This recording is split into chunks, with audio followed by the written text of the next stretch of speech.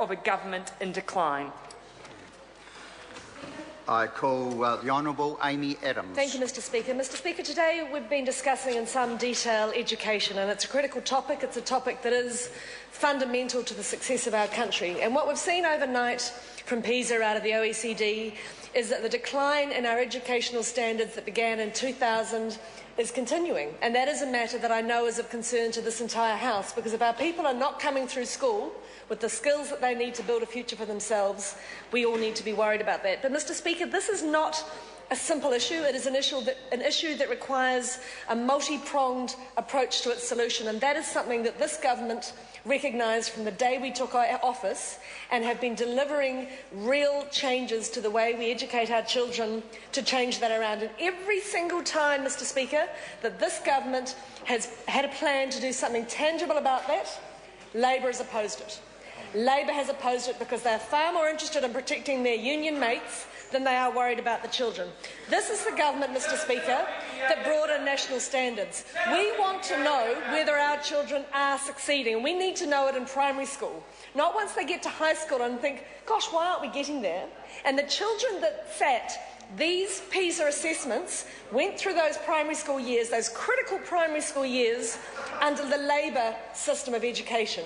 Now we have national standards that will help us identify and address those shortcomings considerably more. Mr Speaker, we're investing a huge amount in the quality of our teachers, because we know that the one thing that will make a difference more than anything else is high-quality teachers, and we want to support that. But it's also about providing the resources to our schools to raise education and to make sure that every child in every school has the access to the resources that they would have in the best schools. And a big part of that, Mr Speaker, is through digital enablement.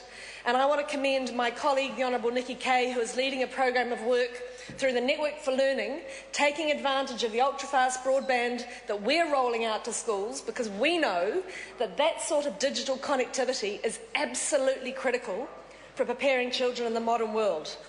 The UFB, Mr Speaker, so far has rolled out to more than 1,900 schools, and by 2016 every school in this country will have access to ultra-fast broadband and will have access to the Network for Learning. And that means that every child in every school, from the smallest to the largest, will be able to access the best resources offered in the best schools in the world. And isn't that interesting? Because the Labor opposition have done everything they can for 5 years to derail UFB. They voted against it, they've tried to block it, they complained it was all happening too fast, they complained it was all happening too slow, and now we're seeing the opposition get behind a campaign to try once more to derail it. And why are they doing it? They're doing it for their own selfish, political, short-focused, short-sighted, self-serving gains. That is the only reason they are doing it. And do you know who benefits from this, Mr Speaker?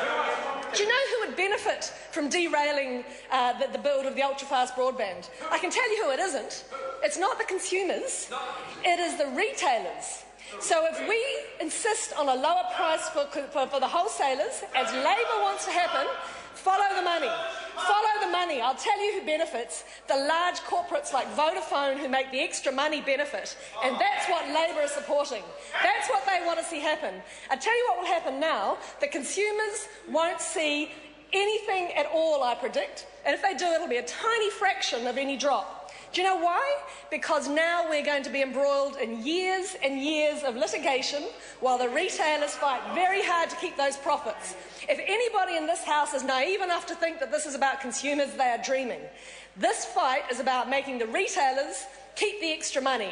It is the big corporate retailers that we're seeing Labor get in behind, and the retailers are now coming out and saying, oh, well, we don't think we will be able to pass any of it on. Sorry about that. Oops.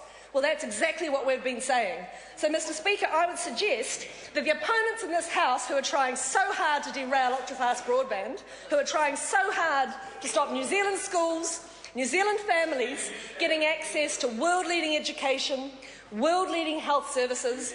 Mr. Speaker, the economic benefits alone of ultra-fast broadband are massive. It is creating so many jobs around New Zealand.